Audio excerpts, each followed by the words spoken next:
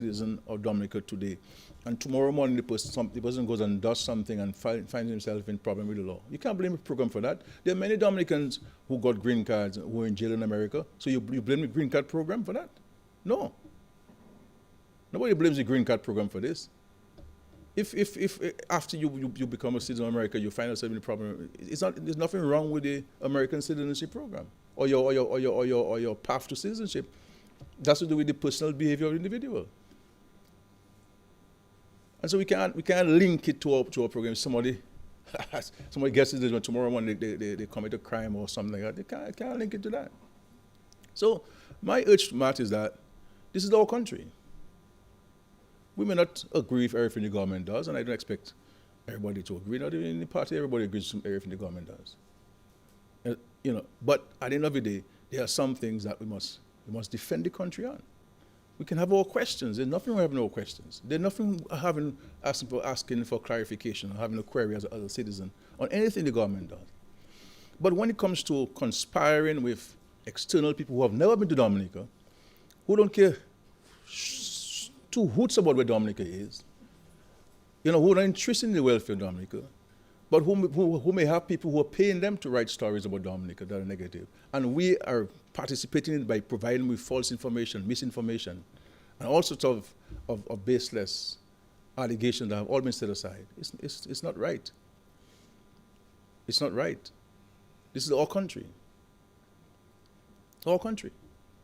And we all have our children here. We all have our parents here.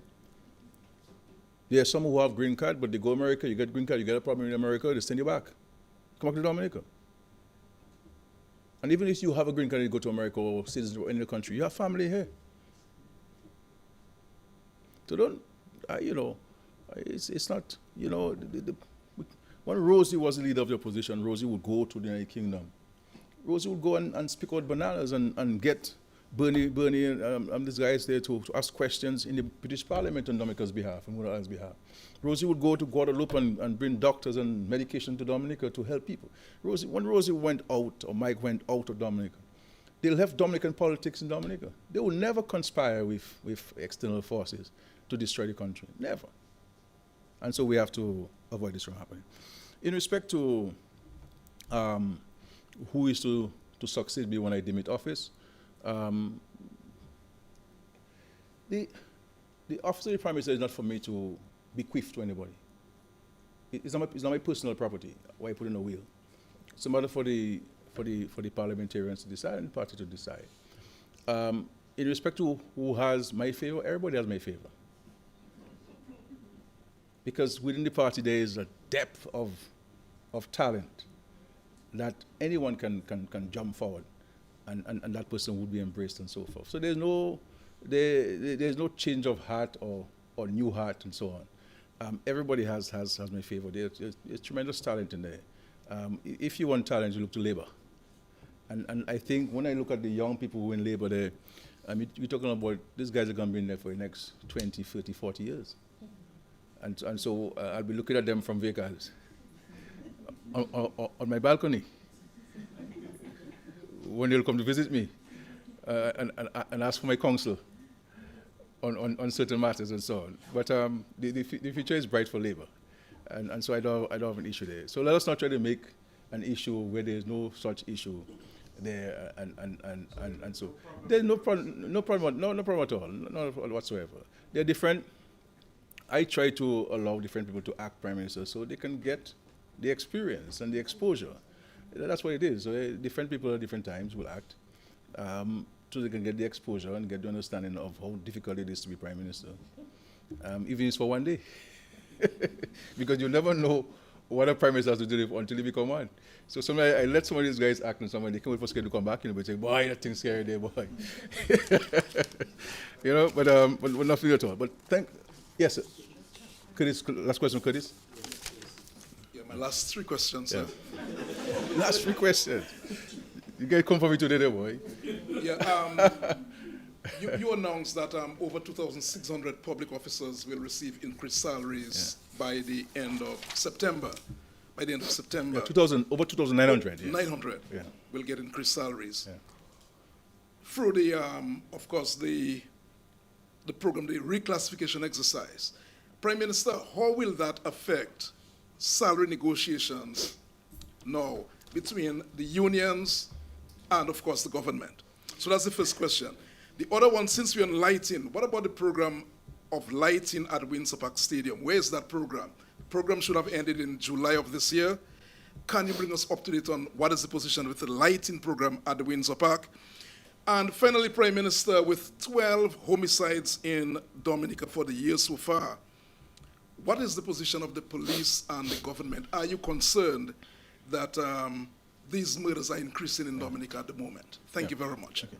Well, and by the way, Matt, sorry. By the way, many of them are firearm related. Firearm related offenses. Yeah. When do we expect geothermal to become a reality? Okay. Now, regards to salary negotiations, I don't want to get into the specifics of this. Obviously, one of the main requests of the unions, all unions, was the reclassification exercise, and that was very much anticipated, and we engaged the unions throughout the exercise. And now that we're implementing it, I believe it's great news for so many of the public officers. There are some issues that we continue to discuss with the Police Welfare Association and looking at the other categories of public officers who may not have been positively impacted by the reclassification. So discussions are ongoing with those entities to see how we can address those issues. I don't want to speak for the union, but I would find it strange that the union would want to ask for salary increase on top of 13% and 6%. But it's a discussion we'll need to have in terms of the triennium. But I'll leave it to this. There's a group of public servants who are the government negotiators, and I don't like to speak about those things before those things happen and so forth. So I'll leave it to them to deal with. The Lightning Stadium, I know Honorable George is listening to me, so I'll ask him to call you to give you more details on this. I know you asked me that question last time, so that he can provide you with more details on this. There's some technical issues there.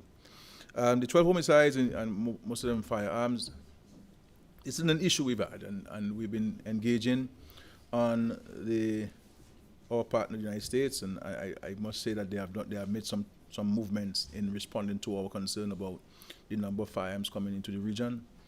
What we have done at a government standpoint to mitigate against this is that to put systems at the port of entry, and we expended serious, significant funds in putting these scanners at the port of entry, so as to identify those firearms are coming in and reduce the number making its way on the streets in Dominica.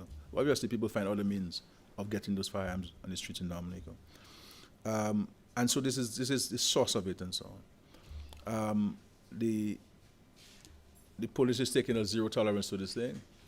I want to urge people who have illegal firearms, make a way of getting to the police. The police can facilitate you in getting it to them. I know the police have been speaking about working with some groups to get the illegal firearms off the streets. I have said to many people that when you have a firearm, you always run the risk of using it. And when you sell it, you'll be selling it to someone who will come back and kill you, or kill your mother, or kill your brother.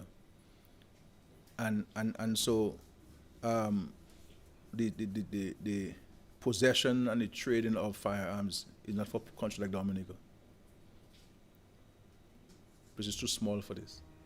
And we have to learn to resolve our issues through legal means and not through the use of firearms.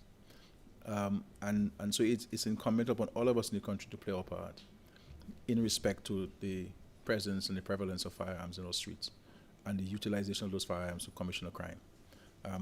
But the police is taking a very hard stance on this. But again, crime is a societal problem, and all of us must play our part.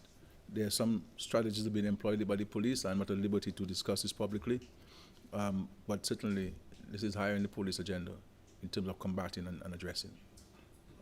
The other issue with geothermal, before geothermal. The schedule is that by the end of 2025, we will have access to geothermal energy in Dominica. So we're pushing very hard. We don't speak about it much because we're just working behind the scenes and getting it going. And there will be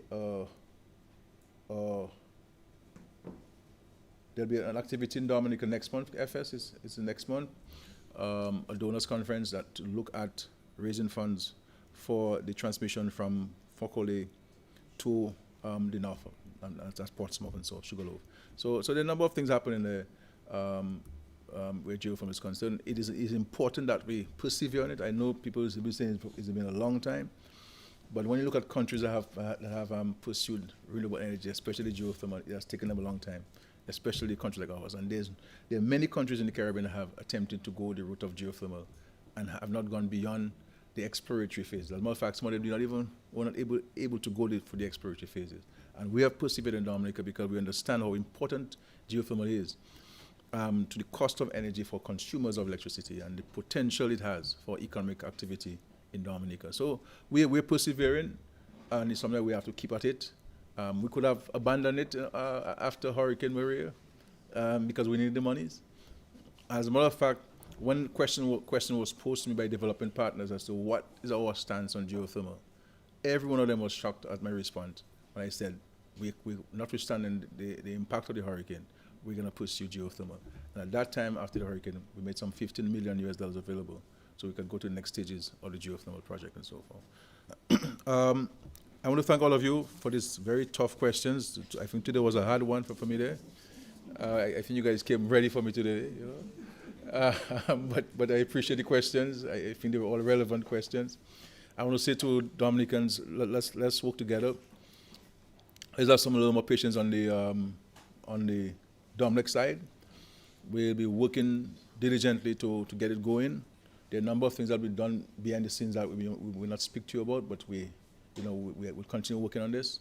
It is something that preoccupies the attention of the government, myself personally as Prime Minister, and I will continue to work with Dominic to provide them all the support they need to addressing this issue in the immediate term and in the medium term.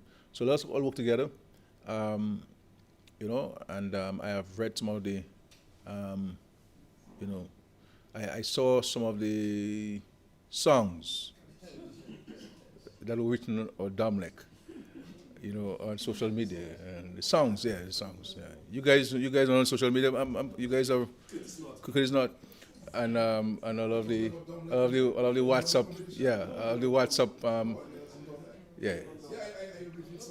Yeah. Yeah. But on a serious note, we understand the impact. We understand the inconvenience that affects everybody, and it's something that we need to address in a decisive manner.